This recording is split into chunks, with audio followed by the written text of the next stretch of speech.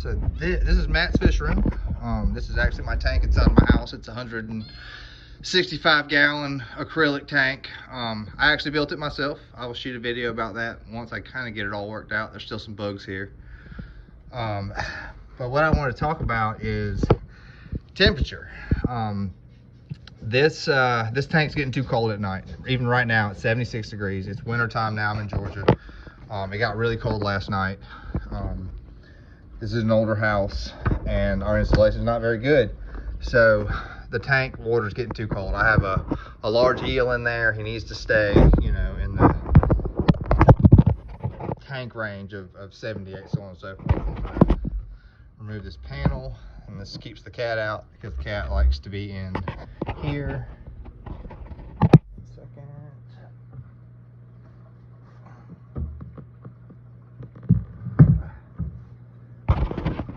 When I had another tank here, I had a bigger heater.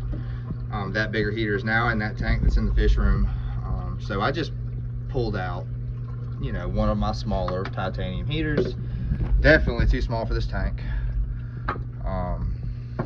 But let me unplug it before I take it out of the water. But that's what I had, and I would rather have a way to make sure my temperature's okay, which it was. It's fine, you know, in the summer, in the spring, when the house stays at proper temperatures. But temperature's extremely important. Your fish can get actually very sick if they don't maintain a proper temperature. These are tropical fish, and there's colder water fish, there's colder water things you can get, but they also have to stay at certain temperatures. A lot of people have to get chillers for certain animals, certain sharks, certain octopuses need chillers, things like that, depending on what you have and what you're doing with it. I have an eel. It's a tropical eel. Likes the water at 78. 78 is a good temperature for your reef tank. If it fluctuates to 77, 79, you know, 80, it's okay. But too cold, 76 is a little too cold, 75 is really too cold, and that's how cold it got last night. It stresses your animals out. Your temperature is very important. Another thing we'll do is, this is an interesting kind of sump. It's a two-part. I made a refugium here, and then that is where my filter socks would go, but I'm not going to use them in this tank. Skimmer and then return pumps. I'll do some videos on how skimmers should be set up, because when I first got started, I didn't know anything. I didn't know anything. We used to have to read books. It took a long time to learn stuff. So I can definitely help you with setup on tanks, so on and so forth. Right now, we're still talking about temperature. I went out and got a new thermometer, or a new heater today. It's a 300 watt heater. It's for a 150 gallon tank. Normally, I would always tell you go higher if you can, because this tank's 165 gallons. But with this tank being inside, and with the fact that the small thermometer, the small heater did maintain, you know, a livable temperature, I think this will be fine. This heater's gonna be plenty big for this tank. But they're actually super nice. Stick it in your water. Stick it in your water somewhere, wherever you want to put it. It's up to you. This little heater, like I said, I don't have any sponsors or anything like that. This is Aqua Top. I got it at my local fish store. My man Tony's always taking care of me. I told him what I needed, and he told me what I needed to have, and this is it. And I've got several of these. The only downside to these kind of heaters is the secondary probe. It does give you a more accurate reading, but if it comes out, if you are not sure that it's in there and it comes out, it will read your room temperature and it will turn your heater on and it will boil your tank. If you have a titanium heater with a secondary probe or any kind of probe system, if it comes out of your tank, mainly because you're not putting it under something, strapping it in properly, whatever it ends up being, you hit it, knocked it out. Very important. This is so important.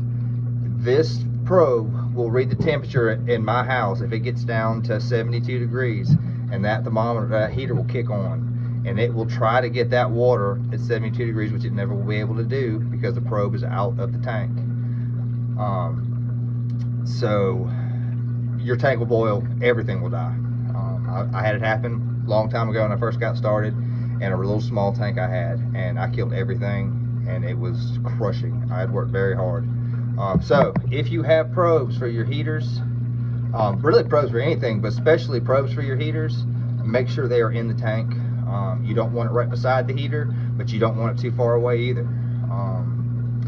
So just caution. So I'm gonna stick this in the first chamber with this little suction cup. Stay right there. Give it a little slack. These wires are waterproof, they're not an issue.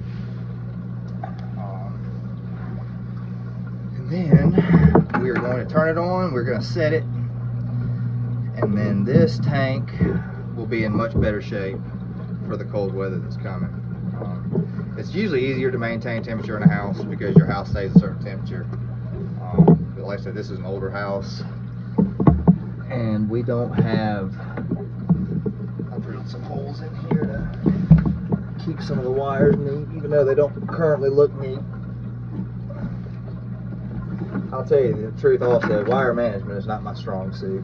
It's always been a little trickier to me to keep all these wires, a lot of wires. You just try to tuck them in the corner so people can't see them, but I also like to have them. Now, I'm not accurate this temperature right now, but the new thermometer says it's 75. The other one was saying 76, 77. 75 is not okay. It's too low. It's too low for reef. It's too low. It's stressing your animals out for zero reason. We're going to set this guy, if I'm correct, I've done a few of these, but after you set a heater, you kind of just walk away.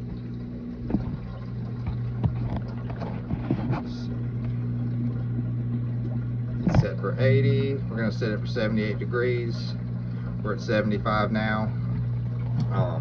Yeah. So this is a perfect example of, one, check your equipment. The other thermometer, this one doesn't have a probe. This is just the temperature comes with this. This tells you what the temperature is. This also heats up. The probes are better, in my opinion. It is a little more to do, and you have got to watch them for sure. But if you get one, you will have more accurate readings. So yeah, it's a short video. I'm Matt. This is my fish stuff, and this is just a thing about temperature. Make sure you have good thermometers. I will tell you, glass thermometers, they're not really good for reef tanks. If you do get into reefing, you need to get a titanium one. They last a lot longer. They're more money, but you have better readings. See, it's dropped to 74. This tank is very cold. This is not a good temperature. So I'll keep an eye on this and make sure everything goes right, but that's probably why my eel hasn't really been very active. Temperature is very important again, but titanium heaters, that's the way to go. There's all kinds of different ones, but they're all basically, they're saltwater fish approved. They don't rust, they don't damage, they last a long time. This one here that's temperature's off, it's old. I mean, it's probably 3 or 4 years old. So, you know, those glass ones, they break, they contaminate your system. They don't work nearly as well. They don't last very long. So when you get into reefing, one good thing about it is you need to, the better your equipment, the better your reef. You know, spend money in the beginning, get good equipment, and then you'll have good equipment for a long time. Anyway, it's Matt's Fish Room. Like if you like it, subscribe, and more to come.